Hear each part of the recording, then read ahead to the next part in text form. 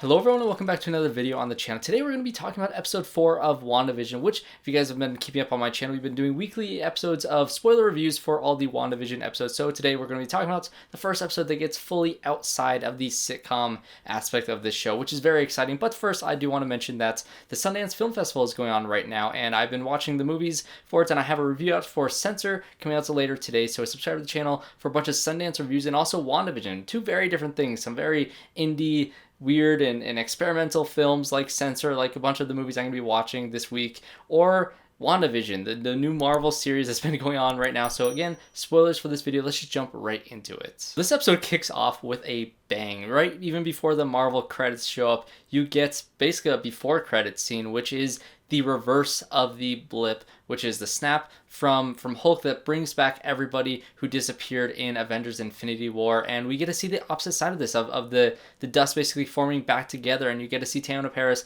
as Monica Rambeau outside in the real world. After all this has happened, she wakes up in a hospital, which she was in a hospital room that was supposed to be next to her mother, which obviously we got to see in Captain Marvel, and we get the news that she has passed away in that 5-year period that Monica Rambeau was disappeared. And again, a very different perspective on what happened in this blip world, what happened of everybody coming back. We actually get to see that for one, but we get to see how it affects this character, and I'm really excited to see what they do with Teyonah Parris' character, because I loved her in this episode from the beginning. You get a setup of her working in S.W.O.R.D, which you also get to see that, you know, her mother was the one who created S.W.O.R D, so we get some answers of what this organization actually is. Basically the remake of S.H.I.E.L.D, the better version that is hopefully not corrupted by Hydra or anything like that. But you get to see this side of things, and I think that's very interesting. You get to see the moments leading up to them discovering the town of Westview and how things are being manipulated, and how it was Eastview, and now she's turned it into Westview, and 3,000 people are now missing, and people don't remember this place even existing, except for the people who are outside of that range, outside of the bubble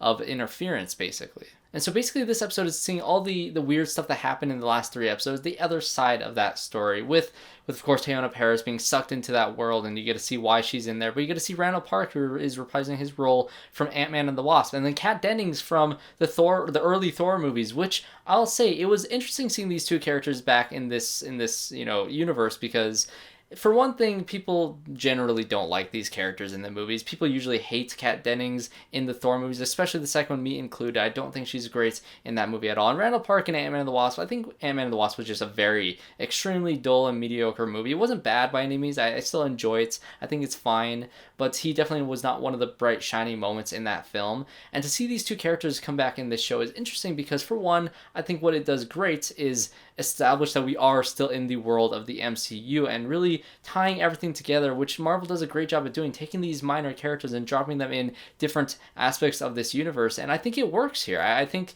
that Kat Dennings has a few funny moments. She still has a bit of that awkward humor, that Kat Dennings humor that is just kind of a little off. Same thing with Randall Park being in the show of how it has been versus how it is now. We're getting definitely more MCU-y type humor, and I think that is just depending on your taste, but I think it works in terms of rounding out this universe and taking these characters that have largely been very minor in other movies and giving them a lead in this episode, because really it's a Kat Dennings and Randall Park show for the entire episode. And again, I've been mentioning in every single one of my videos for this series is WandaVision is a huge swing by Marvel. And this is the first episode where we actually get to be in the MCU, not in the sitcom world. And I think there are some great moments of Kat Dennings and Randall Park sitting watching the sitcom, and Kat Dennings getting very invested in the show, because I mean, she's watching an entertainment sitcom-y thing that's been created by Wanda, which we also get confirmation that Wanda is behind all this. She has created this world to essentially bring back Vision, because that's the only place that she can live with him. Like, Vision says that we can go anywhere in the world, and she says, no, we have to stay here. Whether that's because, you know, she can't create this world anywhere else, or if she decides to leave and let go of this reality that she's built for himself, or for herself, that he will now not be able to get out of it, because he's just, I guess, a creation of her own imagination, a creation of her powers, a creation of her manipulation of reality, which is a very interesting concept. And we're basically in the psyche of Wanda in the aftermath of all the trauma that has happened to her, and I think that's very interesting. Another interesting thing is that this broadcast that they're getting from, you know, these old TVs that they have to roll into this giant high-tech facility is that the broadcasts themselves are being censored in a way. Is it Wanda that's censoring? Is there another greater force? Like I said, we don't really know who the villain of this series is. There's been a bunch of rumors of these different comic villains that's been popping in and out of the conversation, and is it just Wanda? Is she the one doing all of this, or is there somebody else censoring this? Why is it a sitcom? One of my favorite lines from this entire episode was, the universe created a sitcom starring 2 Avengers. Why? Why did the universe create this weird, wacky world for them to watch on an old TV? It's such a bizarre, I guess, concept for this to be happening in the world of Marvel. Even for the world of Marvel, where you have aliens and gods and Thanos snapping half the universe away and Hulk snapping them all back and all these crazy things that's happened throughout the movies. This is honestly the weirdest thing that's ever happened in this universe, which is very bizarre to think that you have a guy who can shrink to the size of an ant or grow to the size of a skyscraper. But the weirdest thing is that Wanda created a sitcom to get her boyfriend back. It's a very, very odd thing. But my overall thoughts on this episode was, it's a nice introduction into the MCU, the actual MCU, the world that we've come to love and know so well, introducing these new ideas of S.W.O.R.D, fleshing out these characters from the past, and basically rounding out the world of the MCU in this show itself. And so in that way, I really enjoyed this episode. And again, the weird thing with Wanda blasting Teyonah Parris' character out of this world that she's built for herself and forming the walls back together, and seeing Vision having the hole in his head and all these different things. I really want to see the next episode to be fully of Wanda really trying to manipulate this world to stay in the sitcom world.